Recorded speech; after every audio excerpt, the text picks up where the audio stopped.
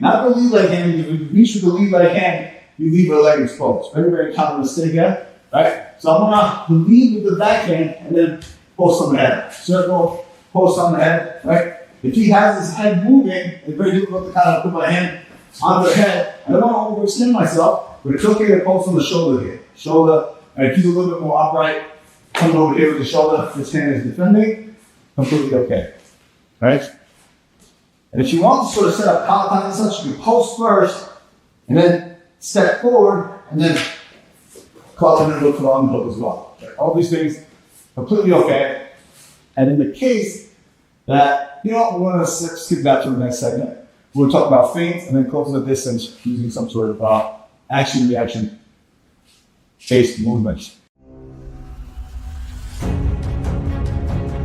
All right, so we're talking about closing distance, and sometimes, you know, the opponent's doing the same thing, right? He's poking with his backhand and such, and you move it, and then you kind of can't get sort of a bite on putting your hands on first. You can't quite put the hands on person, and then if you're having a little bit of difficulty managing the distance, in that case, you want to throw some feints in to pretend like you're going to shoot, okay? For instance, like if I'm here, I'm touching the floor, I'm touching the floor, changing levels here, okay? To make it look like maybe I'm going to shoot.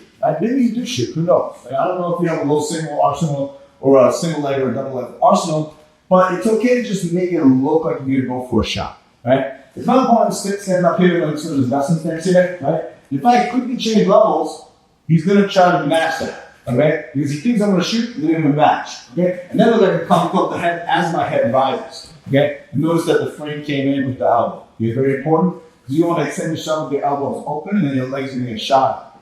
So I'm in this, we're going to switch this. See? Similar idea here, right? We're trying to reach for the head, he's kind of move his head. So I fake the shot and then I can post on the shoulder. Okay, so now you kind of take a little bit of the tempo where he's reacting to me. Sometimes I change levels, he meets my level.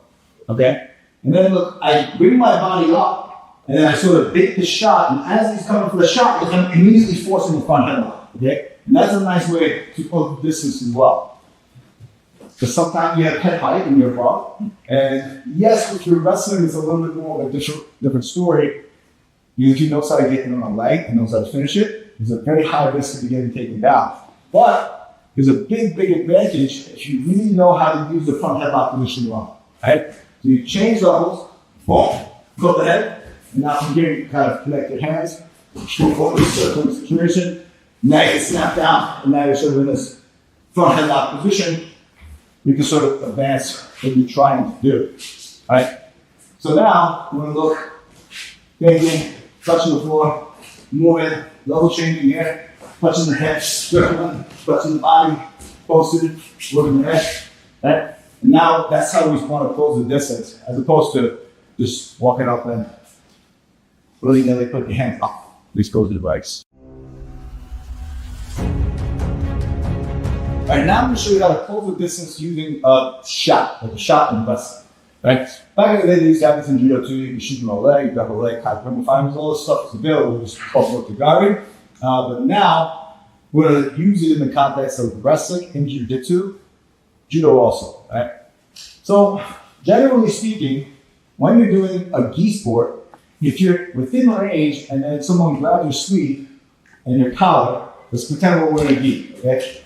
Collar like sleeve grip. It's very difficult to get rid of these to clear the arms to shoot another leg. So majority of the people tend to shoot from out here. And it's very common to do one-handed judo, grip fighting, right? Disengaging, pretending to be one-handed judo, and then shooting on the legs. But the likelihood of success with a long-range double, because they have a lot of distance and time to react, for it to succeed, pretty low. And that's partially why judo got rid of regular. So you have to be outside of the gripping zone. Exactly. Exactly. Wrestling, you could shoot from much closer because there's nothing sticky, right? So as long as you clear the legs, you shoot on the legs, clear the arms. But right now, we're not going to shoot with the intent to take the person down. We're going to shoot with the intent to just close the distance, okay? And then the first technique I want to use is a double leg takedown, all right? So usually you're going to stance already. I'm going to be out here upright, okay, but as I'm encroaching here, I'm changing my levels to match it. And then when I'm sort of out of this reach of where he can almost touch me, but cannot really touch me. Okay, just to show that. Can't really quite touch me yet. This is the position where I want to take this double leg. Okay, so as I enter here, I change levels, right? Maybe I adjust the BG, so I change levels here, change levels. Hop, chill, head over, chill. Right? Now I shoot another double. I take that drop step, and notice I'm too far away to actually take my opponent down. Okay? I'm gonna flare my elbows out to kind of bait this underhook here. Okay? And then I'm gonna climb up the body into this over under position. Okay? This is a very, very simple sort of a double, right? We're not looking to clear the arms here. Underneath, shoot with their head here, and then feed him a guillotine choke here. That's not what we're trying to do here. Okay? And there are a couple of caveats when you're actually trying to hit a double leg takedown in a Brazilian Jiu-Jitsu context. Right? For instance, I like to go from over under here, hitting this elbow down with my head here. So now there is no guillotine wrist. I use my head to cut the corner. I lift, I block this leg, and now the risk of getting guillotined is a lot less. Right? You see guys pretty frequently, if they're kind of upright, right, popping the shoulder to get them sort of leaning back.